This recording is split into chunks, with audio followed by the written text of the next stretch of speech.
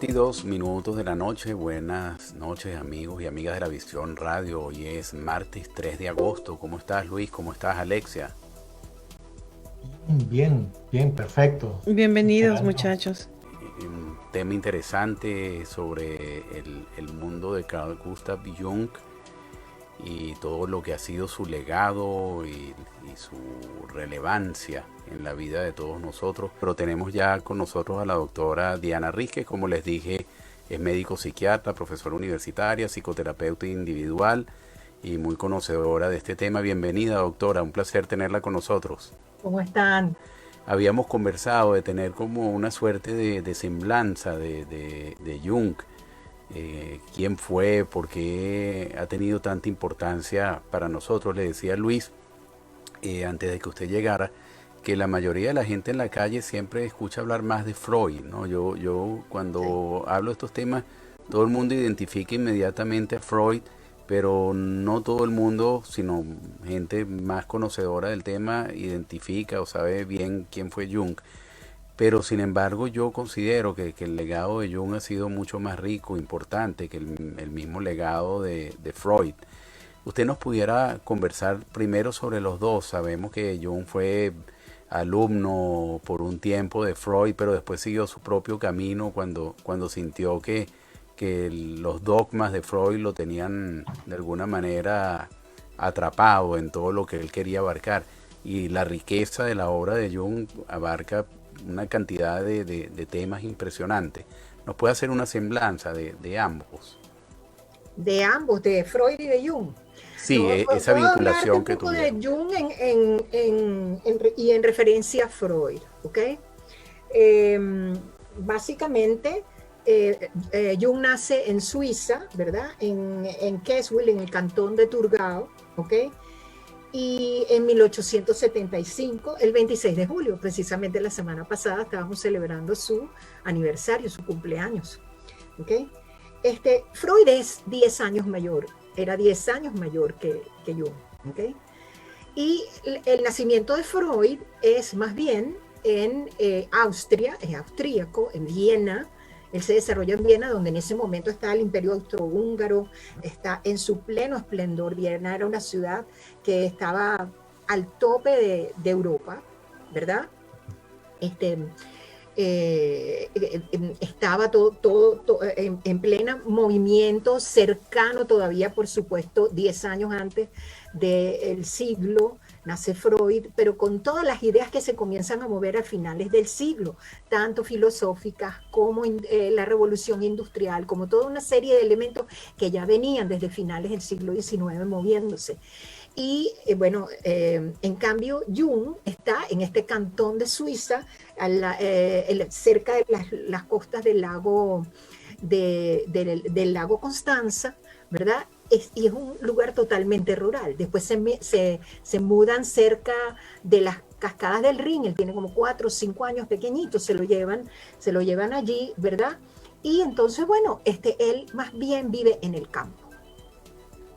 Freud es una ciudad, es una clase media, pertenece a la comunidad judía, ¿verdad? Pertenece a la comunidad judía, y bueno, tiene los problemas que tenían en ese momento las personas de la comunidad judía en Europa, que se comienzan a levantar un poco, a hacerse un poco complicados, complejos, pero estaban en todos los medios universitarios, grandes intelectuales. Es decir, está. En cambio, Jung es hijo de un pastor protestante y de una señora que era medium espiritual. Son dos Interesante. orígenes Bien, completamente interesante. diferentes, No sabía eso. Sí, ¿sí? sí. Dos orígenes completamente distintos, ¿ok? Pero por Es eso un, no se puede, perdona que la interrumpa, por eso me estoy explicando, yo no sé si estoy errado, el por qué Jung enfoca su análisis del ser humano de manera universal. es difícil, ¿verdad? Es Entenderlo, difícil, ¿no? sí. Pero quizás viene la necesidad de ser más universal. Él Claro. habla de una vez que el papá le dio un pasaje en una especie de tren, ¿sí? De tren que subía hasta arriba, a lo más alto de los Alpes. Él está encerrado en los Alpes, ¿ok? Y ve la cumbre, y cuando ve la vastedad la vastedad de lo que estaba allí, de lo que eran los horizontes. Y él habla, el mundo se me hace absolutamente grande. Él siempre había estado ligado al agua y después muere siempre, siempre va a estar cerca del agua, pero también va a ser alpinista. Y entonces va a ser un gran escalador montañés, pues, o sea, va a ser un gran escalador muy atlético, por cierto. En cambio, Freud es mucho más intelectual, se forma como médico, en el marco de una familia, favorito de su mamá, que era mucho menor que su papá, y él es el gran favorito de mamá. Estamos hablando de Freud, gran favorito, y es una clase media más burguesa, más intelectual, donde eso, él se forma como médico, se va a casar, de hecho se casa, tiene su familia, y bueno, lo contacta un colega de él con una historia de una paciente que se enamora, y que es Breuer, ¿ok? Su gran amigo médico, o sea, y él era neurofisiólogo y era realmente un científico Freud, y él trataba de ver los fenómenos y tratar de ver los síntomas, porque en ese momento no había una base neurológica para, por ejemplo, la alteración de quien llamaron Ana O, que era Helen, bueno, no voy a decir el nombre, Pappenheim, era el apellido de ella, al final lo sabemos, ¿ok? Pero tenía una parálisis en un brazo y no había una base neurológica, médica, fisiológica que hablara. Ella lo que tenía era que hablaba en lengua, es decir, comenzó a hacer una serie de fenómenos. Breuer lo observa, la historia, o sea, completamente al detalle, y luego entonces se la pasa a Freud, muy asustado, porque lo que hace Berta Pappenheim, ¿era que se llamaba? Berta, o sea, la que llaman Ana O, es que se enamora de su médico, que era joven, no sé qué, hace una transferencia, porque este médico la escucha, lo hace, no sé qué. ¿Qué pasa con Jung? Jung es completa. Y luego él va a ver siempre, perdón, Freud, siempre va a ver pacientes más bien neuróticos, lo que llamamos, y ya eso se puede explicar y se puede aclarar, más bien con problemas de un tipo que no están ligados a lo que llamamos la locura, que es los cuadros psicóticos, donde la persona pierde la concepción, hay delirio, no sé qué, va a estar más hacia algún suceso que causó un problema, ese va a ser Freud. En cambio, Jung, que estudia medicina con el préstamo de un tío, tiene que pagar un préstamo, es bastante pobre, tiene no sé qué, tiene que entrar en una situación, y quería hacer arqueología, no tenía plata para ser arqueólogo. Una de las cosas más interesantes del primer sueño que Jung tiene y que se lo lleva a Freud, dije, bueno, ¿qué tal? Que es como una excavación, pero es una excavación de la psique. Yo después se los puedo contar si hay tiempo, pero y lo que veía principalmente en la clínica donde tiene su práctica, en la Burgosli, es pacientes psicóticos, es decir, que no tienen conciencia de enfermedad, que no tienen conciencia, que pierden un poco la razón y tienen delirios y tienen, es decir, dicen soy Napoleón o soy la luna, claro, y tienen alucinaciones auditivas, o sea, es decir, son pacientes de naturaleza diferente. Para Jung, cuando estudia medicina, no hay nada que dé respuesta, no hay ninguna especialidad que dé respuesta a sus inquietudes. Y entonces él cae un libro de psiquiatría de Krafft von Ebing y se interesa muchísimo. Lo que pasa es que la psiquiatría como especialidad en medicina estaba muy desprestigiada, no era bien visto. Sus profesores de medicina interna, porque era un alumno siempre brillante en el colegio, ya él había tenido ciertos fenómenos en la infancia que los podemos mencionar si vienen al caso, pero como estamos haciendo, le dicen que para que fuera médico interno, internista, y él se va por la psiquiatría y entonces decepciona a sus profesores. Jung pasa a ser no un adaptado familiar como Freud, es un desadaptado de alguna manera, o es un desafiante.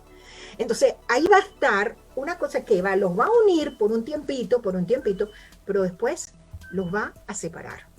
Ahora, Esas son las dos diferencias básicas, no sé si contesto.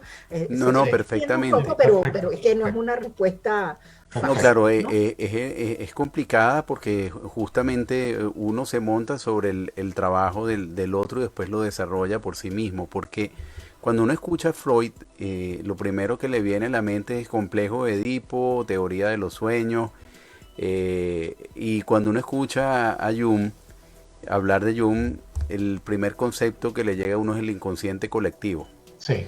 Y el segundo yo diría la sombra. ¿Nos puedes comentar un poco sobre, después hablaremos de los tipos de personalidad y todos estos temas de la psicología junguiana, pero ¿qué se entiende por el inconsciente colectivo? Bueno, es que tenemos que pasar por lo que era el inconsciente personal y cómo fue la formulación del Por favor. inconsciente. Quien formula el inconsciente de una manera teórica, bien interesante, eso se había hablado. Hasta San Agustín habló del inconsciente, ¿ok? O sea, hay menciones. Habían psiquiatras también que habían mencionado algo del inconsciente. El asunto es que Freud, cuando ve a Ana O con un brazo paralizado, que no tiene una base fisiológica, es decir, física, para producir esa parálisis, como buen neurofisiológico, dice que tiene que haber una cosa más. Era un gran estudioso, y entonces hace la formulación del inconsciente. Pero se refiere sobre todo al inconsciente personal. Es decir, él dice, cuando nosotros nacemos como una tabula rasa, es decir, como una tabla rasa que no tiene nada atrás, o sea, nuevecitos, pues, de estreno. Y son las vivencias, la cultura, las experiencias con mamá, las experiencias con papá, y de ahí formula su complejo de Edipo, ¿verdad? Las experiencias con mamá, las experiencias, todo el elemento instintivo que se tiene además que refrenar para tal. Entonces se forma lo que llamamos unas cosas que tiene que ver con el consciente y el superior, pero también el inconsciente. Eso es lo que formula Freud. Y entonces Freud formula su teoría y como habla de que la energía psíquica tiene una índole francamente sexualizada, aunque sexualizada en un sentido amplio, no exactamente genital, sino sexual, ¿verdad? Eso causa un escándalo en una sociedad victoriana que no ha salido, que está saliendo de la era victoriana, donde todo es tapadito, sobre todo de sexo no se habla. ¿Okay? Porque lo que encuentra Freud en el inconsciente personal de sus pacientes neuróticas principalmente son represiones, son contenidos vividos que tienen de naturaleza sexual o sexualizada que reprimen al inconsciente. Bueno, en una sociedad donde la sexualidad era tan reprimida, era obvio que el contenido fuera sexual. Lo que pasa es que entonces Freud formula la energía psíquica, la llama líbido, ¿ok? Y entonces tiene una energía principalmente.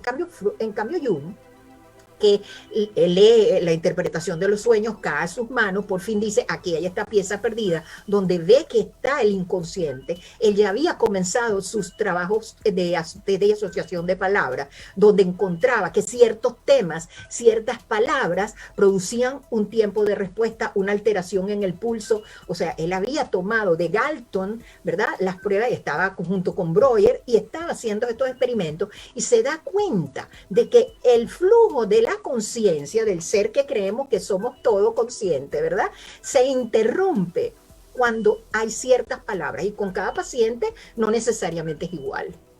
Y eso es lo que él empieza a llamar complejo, porque entonces asociados a ese tema o esa palabra, va a producir más o menos el mismo bloqueo de respuesta, porque te ponían una palabra y tú tenías que asociar en un tiempo. Se medía el tiempo de respuesta, un poquito más largo, un poquito más corto. Eso es un poco se medía pulso, se medía frecuencia de la respiración y sudoración incluso. Entonces, bueno, muy científico. Y si tú ves los aparatos, son comiquísimos porque parece una película de Frankenstein, más o menos. O sea, esos aparatos así, que eran así como la gran ciencia, ¿no? La ciencia, el mito de nuestros tiempos, dice Joseph Campbell. Pero bueno, y así comienza todo el mundo. Comienza Freud. Y Freud entonces, bueno, primero porque es segregado como judío en una sociedad que comienza a ser antisemitista en Europa ya con bastante fuerza, ¿ok? Pero además, hablando de lo sexual, empieza a hacer, y él es médico, pero no es psiquiatra. El académico protestante que se fascina con Freud y cuando ve el inconsciente personal se fascina es Jung. Y cuando Jung le manda una carta un año antes de que se conozcan, que es más o menos en 1900, se conocen en 1905, creo, 6, y defiende en un congreso públicamente el psicoanálisis, ¿ok? En ese momento, antes de conocer a Freud, y se comienza a cartear con Freud. Y entonces Jung dice, por aquí tengo yo lo que él dice, bueno, Freud para mí era el hombre verdaderamente, realmente importante, el primer hombre importante. El papá le había fallado a sus preguntas. Era un pastor protestante que había perdido la fe y no le podía contestar las preguntas. Le dice, pero ¿por qué te haces tantas preguntas? Y ese niño estaba haciéndose preguntas desde chiquito. Se sentaba sobre una roca, porque todo era naturaleza, porque se la pasaba afuera, ¿ok? Su mamá se deprime, durante varios meses se la pasó hospitalizada y él está muy chiquitito y está abandonado, y de alguna manera, porque tenía una depresión y después tenía estas cosas de medium que eran súper extrañas, ¿ok? Y entonces él se sentaba en una piedra y tenía sueños y tenía ciertas visiones, y él decía, ¿quién soy yo? ¿El que está sentado sobre la piedra o la piedra en la que está sentado este otro? Por ejemplo, estamos hablando 7 años, por ejemplo, Jung, ¿no? Ese era un poco la personalidad de Jung. Entonces, ¿qué pasa? Bueno, él se fascina cuando se encuentran, tienen 13 horas seguidas, sin parar, sin darse cuenta, conversando. Y ahí hay una especie de fascinación mutua. Y para Freud, que no era tampoco tan espontáneo, yo dudo que también Jung, a la hora de la verdad, quien se mete en este trabajo termina no siendo tan espontáneo, no tan ingenuo. Pero de alguna manera, para Freud es importantísimo Jung en ese momento. No o sea, para Jung importantísimo por lo que le puede enseñar. Por todo lo que recorrió, porque le parece que esa pieza perdida que él no encontraba, se la da Freud con la formulación del inconsciente personal y todos los elementos que da y por qué da los síntomas del inconsciente y por qué da personal. ¿Ok? Y entonces, bueno, y este señor protestante que estaba en la academia, que estaba en Suiza, en la Burgos, y nada más y nada menos que bajo el ala y tutela de Bleuler, que era un gran clínico, el que formula por primera vez los síntomas de la esquizofrenia. Estamos hablando muy ligado con la historia de la psiquiatría, es decir, el culmen de la psiquiatría de la época. Y entonces él ve una oportunidad, además lo defendió, Jung lo defiende, en una reunión antes incluso de conocerlo, y entonces se da cuenta de que puede entrar en la academia. ¿Qué pasa? Él ya tenía, por supuesto, Freud tenía un tiempo y una formulación teórica que cuidaba muchísimo porque tenía muchísimo rechazo. Claro. Y le llega un volado, me perdona la palabra, Jung, que me perdone Jung donde quiera que esté, okay, pero llega un volado como Jung. Le llega un volado que es buenísimo, pero siente que tiene mucho que aprender, pero a medida que va haciendo las cosas y que va absorbiendo todo lo que está pasando, él dice, hay algo más, no todo puede ser el complejo de Edipo, no todo puede ser inconsciente personal. Hay cosas que no se forman de cómo fue mi papá o cómo fue mi mamá o cómo fueron mis experiencias. Hay cosas que vienen solas, que interrumpen la conciencia y que vienen solas y que no pueden ser explicadas por la causalidad familiar, por la causa familiar. De las historias y vivencias pasadas y por solo la represión del contenido sexual. Y la energía psíquica tiene que ser algo más que solo sexual. Y por eso la llaman psíquica. Le llega a sus manos un tratado de otro hiriéndole a los pacientes psicóticos. Y él dice, mira los delirios, toda la parte obsesiva compulsiva, todas las ideas obsesivas, es decir, que me da todo eso tiene algo detrás que no lo sabemos explorar, que no lo sabemos entender, eso es otra cosa. Eso es lo que decía. Y por eso allí empieza, se separa de Freud, porque Freud le dice que lo que él escribe, que es símbolos de transformación de la libido, donde él dice, hay mucho más que el Edipo, hay mucho más, él le dice que no lo publique, ya había sido presidente del Internacional, es decir, el delfín de Freud. Y él dice, yo no lo puedo contener, yo tenía que publicar eso. Lo publica, lo califican de mamotreto los psicoanalistas, ¿okay? Que resentían mucho a Jung porque había llegado como el recién llegado y había sido el segundo de Freud, y entonces Freud lo separa. Sí. Lo separa. Doctora, y además hay una serie de problemas también más allá. Doctora, vamos a ir a una pausa. Okay. Y le quisiera dejar una inquietud que es el tema de los Jung y los mandalas. ¿De los, perdón? Mandalas. Y de lo otro que dijiste antes, que un poquito sordo. No, bueno, después me lo dices. Los mandalas, porque es eso lo que está detrás, que es lo que es la voz, es esa voz interior, relacionarse con los mandalas, ese estudio que hizo él del hinduismo, le permitió llegar a esa conclusión. Doctora, le dejé la inquietud porque revisando papeles, a mí me gusta mucho Jung, vi el vínculo, o no digamos el vínculo, algo más que consiguió Jung en los mandalas. Y mi interés personal es saber cómo fue que lo descubrió, cómo llegó él a eso en primer lugar y luego cómo lo utilizó, porque creo que él decía que los mandalas favorecían el escuchar la voz interior de cada persona. No, inclusive Luis también le comentaba a la doctora su vinculación con las religiones orientales, Sí, el sí, sí, budismo, sí, eso es hinduismo. básico, eso Por es. cierto que se han hecho muchísimas biografías de Jung, pero hay una de Gary Lachman que salió ya hace algunos años que se llama Jung el místico. Es decir, ya lo catalogan como un místico por la gama de temas que él trató durante su vida vinculados con esa parte fundamental del ser humano que es la religión. Pero coméntenos acerca de esa pregunta, doctora. Bueno, me estás hablando de la pregunta y no te contesté el inconsciente colectivo. Él Sí, hace una Perfecto, pues crisis, comencemos por pero ahí. la voy a ligar, pero la voy a ligar. Ok, Él hace ok. una crisis personal donde tiene visiones importantísimas. Una de las primeras cosas, el dibujo que no sé si se ve aquí en la radio, o sea, sé que esto es un programa de radio, pero ese trasfondo que ustedes tienen atrás, ¿ok? O sea, detrás de la cara de Jung y la fotico mía, lo que ves es un mandala. Y Así ese es. es el primer mandala que pinta Jung. Es el primer mandala que pinta Jung. De alguna manera, él tiene, o sea, una crisis incontenible de imágenes, personajes, que él no puede explicar por sus vivencias y sus estructuras, así como lo hizo con la paciente Miss Miller y luego después lo hizo con sus otras pacientes, pero él empieza a experimentarlo en carne propia y ve que hay una serie de imágenes que parecieran estar vivas, que cobran vida propia y que si él no hubiera tenido un elemento de contención y de centro, él no hubiera podido verlo. Como tenía el entrenamiento de atender a los sueños, también entonces aprendió que esas imágenes eran como sueños. Y que el problema con la locura era que no había el elemento de contención, más allá incluso del yo consciente que tenemos, de ese ego que tenemos, para poderlo hacer. Y comienza a pintar estructuras concéntricas. Incluso después él llega a ser médico, jefe de los médicos, no sé qué, en la Primera Guerra Mundial, ¿verdad? Él logra, después de que pasa de esa crisis, porque la sobrepasa, dura casi 5 años, entre 4 y 5 años, ¿ok?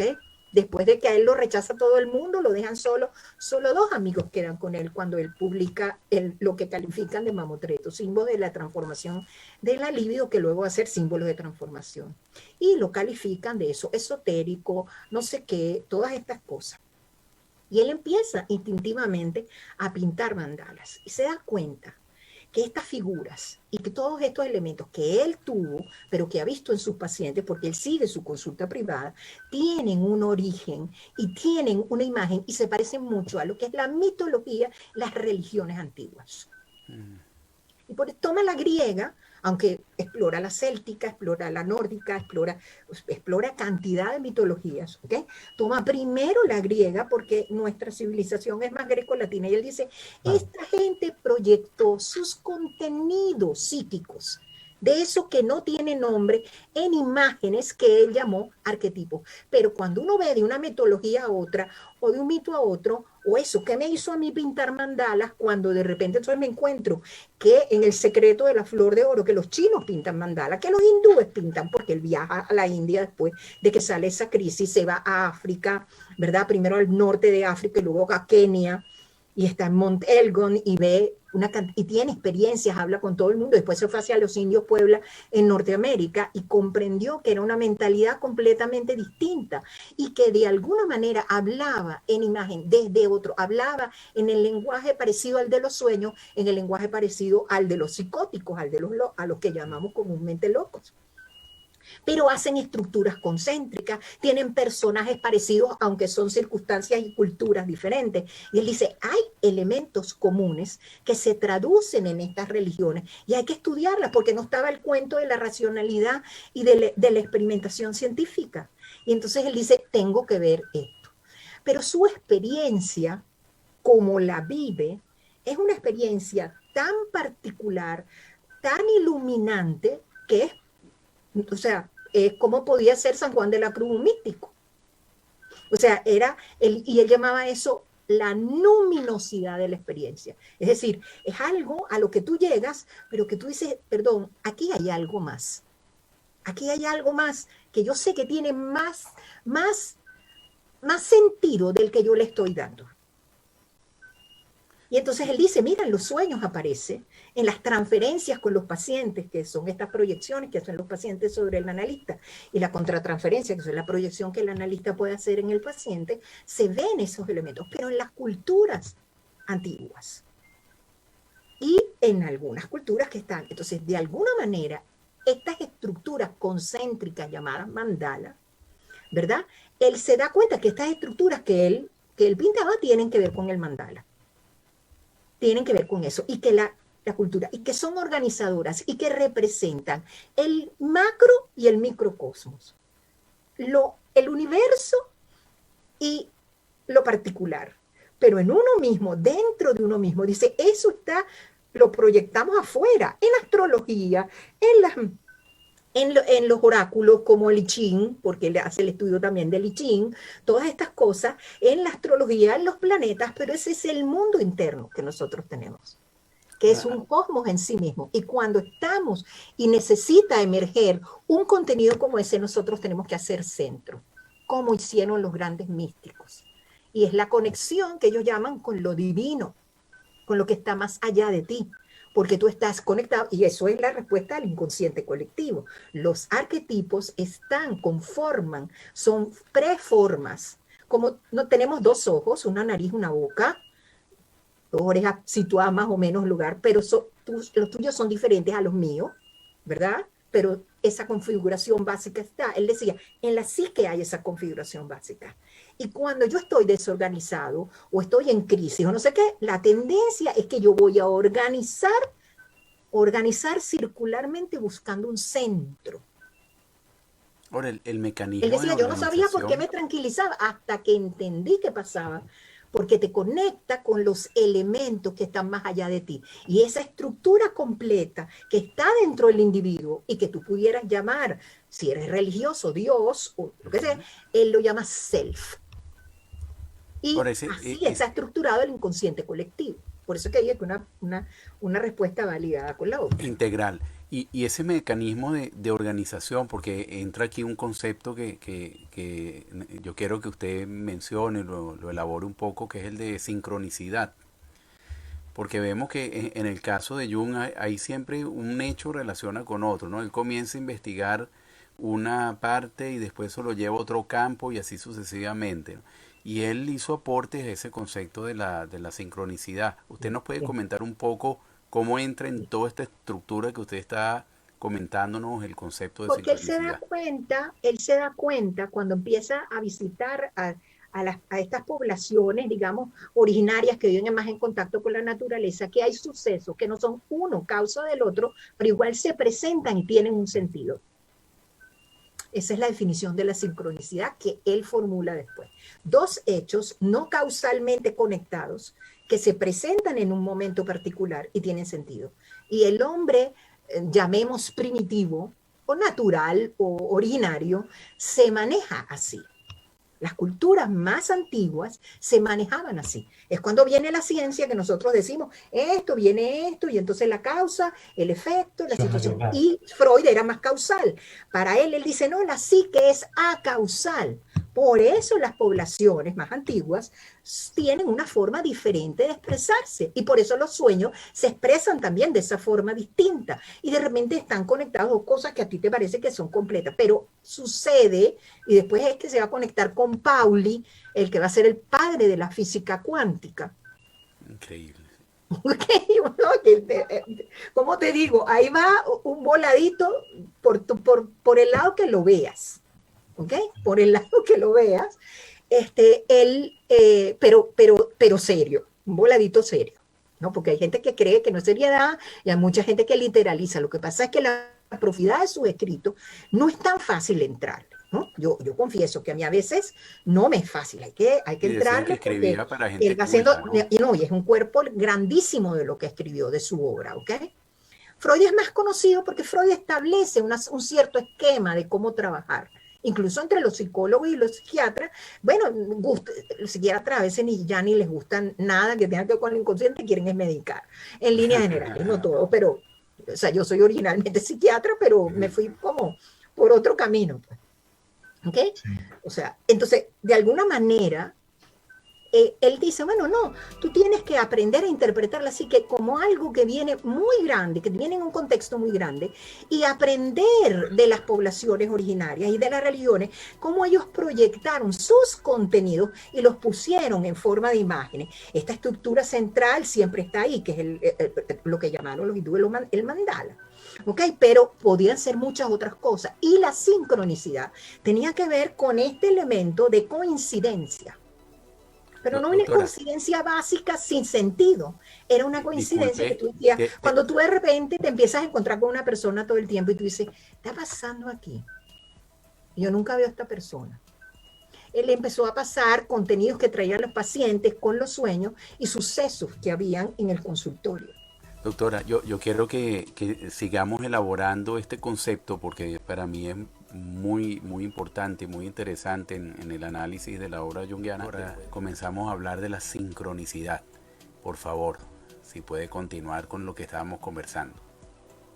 Y imagínate lo que acaban de descubrir, bueno, lo que acá no, ya tiene un tiempito cuando están hablando de la física cuántica, que tú colocas en un lugar común con un campo electromagnético a dos partículas que no tienen absolutamente nada una que ver con la otra, y hay un momento que ellas empiezan a mover caóticamente, pero cuando entran en este campo, ellas comienzan a moverse al unísono.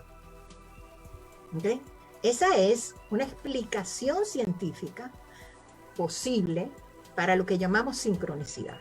Dos eventos que nada tienen que ver, pero dos personas que de alguna manera, o dos eventos, o dos situaciones, tienen un sentido, y como la diferencia entre el adentro y el afuera la hacemos nosotros con eso que llamamos yo o ego, ¿verdad?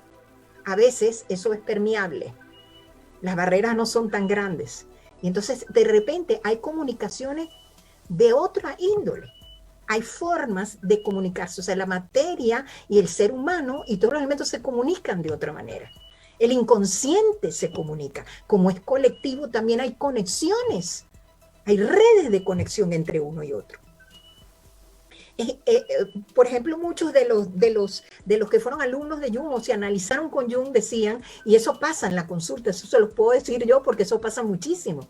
Y de repente comienzas en la consulta hablando de una cosa, y cuando el paciente te trae su sueño, ¿verdad? La persona te trae su sueño, estamos hablando de lo que te iba a relatar y tú no tenías la menor idea de lo que te iba a contar, pero habíamos comenzado a conversar acerca de eso. Y el misma persona que viene a consultarse te dice, ¡ah! Pero mira, ahora que te estoy relatando el sueño tiene que ver con lo que estábamos hablando. Increíble. ¿Cómo supiste? Estamos hablando, hay una transferencia, es decir, esas partículas, que somos más que partículas, es mucho más complejo, por supuesto, pero digamos que súper simplificándolo, están allí y se da ese elemento de comunicación no verbal, incluso acausal, que va a producir un efecto, un cambio, una transformación y una integración. Aplicado a la psique es así, pero aplicado a los eventos de la vida puede ser, y por eso de repente un oráculo, todo elemento oracular, o sea, como el I Ching, las cartas, no sé qué, pueden en un momento determinado, hay personas que tienen la capacidad de sintonizarse con otras, de alguna manera, y te están hablando de ciertos contenidos y tú te quedas, algunos son unos farsantes, es verdad, ¿ok? Pero otros no. Está ese maravilloso libro de Jung y el tarot, ¿no? Ah, porque son símbolos, y son símbolos universales, sobre todo los arcanos mayores. Entonces, cuando tú de repente lanzas y la persona le sale la fuerza o le lanza no sé qué, hay muchos elementos que están ligados a su propia psique, a la psique del que lo está lanzando también, ¿ah? Sí, de ahí Pero viene de la alguna conexión. manera el sentido es un poco observar. ¿Y qué está diciendo? Yo creo más en el tarot, más que una cosa de predictora del futuro, yo creo, hay gente que De lo tendrá, conocimiento. pues, ¿no? Pero lo creo más como un elemento que se puede extrapolar porque lo arquetipal es siempre como un pequeño, un microuniverso dentro del universo de la psique colectiva. Y la psique colectiva no es que vivimos en participación mística, como decía Levi Strauss, sino que vivimos de alguna manera, sí, con este yo que es como un pellejito. Entonces Jung al final de su vida dijo, mira, lo que pasa es que las barreras de ustedes son un poco más fuertes, las mías son transparentes. Lo confesó al final porque él tenía miedo de ver situaciones que él veía, porque podía ser un visionario. Ahora, hoy día el sueño es lo principal. ¿Perdón? El sueño, los sueños son Los lo sueños son muy principal dentro importantes para los de analistas su junguianos, los análisis. sueños son muy importantes, muy. Y yo creo que para los individuos que fueron descartados como banalidades, tonterías, no sé qué, eh, eh, pero en cambio las comunidades primarias primitivas no. Claro, Los sueños eran atendidos con gran seriedad. claro. Ahora, María Luisa doctora, Bonfrance, que era mucho menor que Jung, que fue una alumna de Jung, que quedó después siempre muy, muy importante, que escribió también un gran cuerpo de imagen, de análisis de cuentos de hadas, de mitos, de una cantidad de cosas. María Luisa Bonfrance decía que cuando ella conoce a Jung, primero le parecía como un Matusalén porque ella tenía 18 y él tenía 58. Pero Jung le está hablando de que, bueno, una paciente le contó que ella estaba en la luna, soñó que estaba en la luna, y entonces vino a pensar, entonces él dice, bueno, entonces ella estaba en la luna, y entonces ella le dice, ¿qué? ¿Cómo que estaba en la luna? Ella soñó, le pareció, se imaginó que estaba en la luna, y Jung se lo volteó y le dijo, no, no, no, ella estaba efectivamente en la luna. ¿Por qué? La realidad interna es tan real como eso que llamamos la realidad externa. Como nosotros somos positivistas, ¿verdad? Somos Total. hijos de los positivistas, ¿verdad?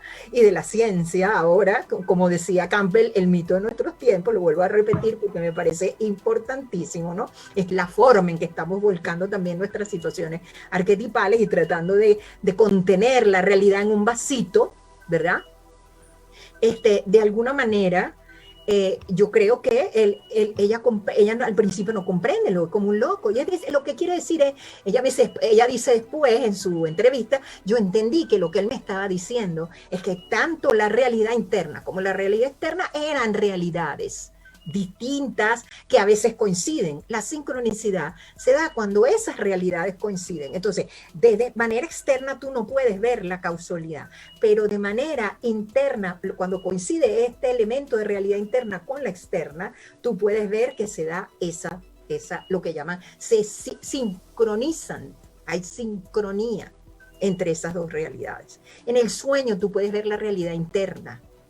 Jung decía, el problema de la división del mundo que pareciera, esas fueron ya de las últimas cosas que decía, que está dividiendo valvas en dos partes muy grandes, disociadas, las guerras, vivió la primera, la segunda guerra mundial, todos los elementos, él muere en los años 60, ¿okay? Ahí es donde muere, a los 84, 85 años, ¿ok? Y bueno, él dice, el problema es que el hombre no está explorando su realidad interna, no le da importancia. Entonces, su división interna, su falta de integración interna, es lo que está haciendo que afuera no haya conciliación posible. Eso era lo que él decía. ahora doctora, cuando tengo en mis manos un libro que se llama Jung para la vida cotidiana, ¿no? Tratando de aplicar todo lo que es el legado de Jung a la vida del día a día, pero hay un aspecto que es el que uno le pudiera ver mucha aplicación práctica, que es esa distinción que él hacía entre bien y mal y el concepto de la sombra. inclusive la necesidad de uno conocer la sombra para poder dominarla, ¿no? ¿Nos puede hablar de la sombra en Jung? Sí, sí, sí, muy importante concepto. Bueno, uno de los conceptos, de los primeros conceptos que él decía, bueno, es decir, quizás lo equivalente al inconsciente personal, más allá de esta gran caudal que aparece para que vayamos integrándonos y que no solamente es para ver lo patológico, sino para crecer como seres humanos. Eso es el gran legado de Jung, la verdad. Es de alguna manera que nosotros, aquello que no es aceptable, o que vemos como inútil, o que vemos como malo, o nos enseñan que es malo, o que vemos en oscuridad, o que nunca conocimos, lo tenemos lanzado hacia este lado, como el lado oscuro de la luna que nunca tiene aclaración. En algún momento, por alguna circunstancia, aparece. ¿Y cómo aparece? Proyectándolo en un otro. Oye, no sé lo que pasa con Pepito, pero Pepito me obstina. ¿Ok? Es la sombra. Exactamente, es a forma de proyección, ¿no? Y usando al otro como pantalla de proyección. Y resulta que lo que él decía, no, miren, tienes que ver adentro, porque probablemente en tu sombra, es decir, sí, de manera inconsciente, esa figura está. Algo pasa que tiene que emerger y que tú tienes que ver, porque para Jung más importante que el por qué era el para qué. El para qué del síntoma, el para qué de lo que surgía en tus sueños. Sí, el por qué estaba bien, pero más que el por qué y más que buscar en el pasado, era a qué apunta, qué necesitas integrar, qué tienes que reconocer en tu vida. ¿Ok? ¿Para qué te pase? Ese es el Jung cotidiano. O sea, que de alguna manera era volver a lo que hacían las tribus originarias, las tribus más, o sea, las culturas más primitivas. ¿Ok? Eso que llamábamos primitivo, que a veces suena como peyorativo y no lo es, pues, o sea, originaria, pues. Entonces, de alguna manera, ahí está eso. ¿Para qué sirve integrar la sombra? Bueno, para no proyectar tanto en el otro. Si tú no proyectaras tanto en el otro, existirían menos guerras, menos conflictos personales, familiares. ¿Cómo se logra eso en la vida cotidiana? Porque eso va a aparecer. Eso, alguien que te va a desesperar, te van a empezar a pasar cosas con una persona o te va a desesperar y tú no vas a poder con eso y vas a perder hasta tu racionalidad con la otra persona. O en grupos, por ejemplo, él dijo, en grupos colectivos también, proyecciones étnicas, por ejemplo, la proyección. Y él explicó la proyección del pueblo alemán sobre y el antisemitismo en base a ese elemento que no era reconocido ya, un elemento arquetipal que estaba surgiendo en el pueblo alemán para poder en un momento determinado reconstruirse porque estaba totalmente destruido. Mucha gente creyó que eso era una justificación de Jung a los alemanes. Lo que pasa es que él ve el fenómeno de la Segunda Guerra Mundial, es el que más explora, ¿verdad? Y él dice, no, yo no estoy justificando ni estoy diciendo que eso puede suceder en la psique y que van a seguir sucediendo guerras. Porque si cada individuo no integra adentro lo que me incomoda del otro, que tiene que ver con eso que él llamó sombra, ¿verdad? Esto que está oscuro, pero que aparece en la luz puesto en el otro, y que tú dices que es del otro, pero no, mira, muy probablemente tenga que ver contigo y tienes que buscar. Porque, ¿qué tiene que ver? Lo buscas en los sueños, aparecen los síntomas, aparece en tu relación con los otros. Generalmente decía que los sueños aparecía como una persona opuesta a ti del mismo sexo, de la misma, pero hoy en día eso no es sabemos que no es tan absoluto. ¿Okay? Lamentablemente, doctora, se nos acabó el tiempo, aunque yo tengo la sensación de que se quedaron muchísimos temas por tocar, que estoy seguro que vamos a tener otra oportunidad para seguir explorando todo lo que se nos quedó coincido pendiente. con Eduardo, queremos invitarla de nuevo cuando quieran a conversar. Porque esto ha sido extraordinario realmente. Me dicen los temas que quieran hablar de Jung, lo que más les interese, y cuando quieran los exploramos. Muchísimas gracias, doctora. Ha sido un placer tenerla en el programa en el día de hoy. La tendremos pronto de nuevo y muchísimas gracias, Alexia, por tu apoyo. Gracias, con Alexia. Gusto, cuídense mucho, protejan de la lluvia. Y del COVID-19 también. Gracias, doctora. Buenas noches. Buenas noches. Hasta pronto. Hasta luego.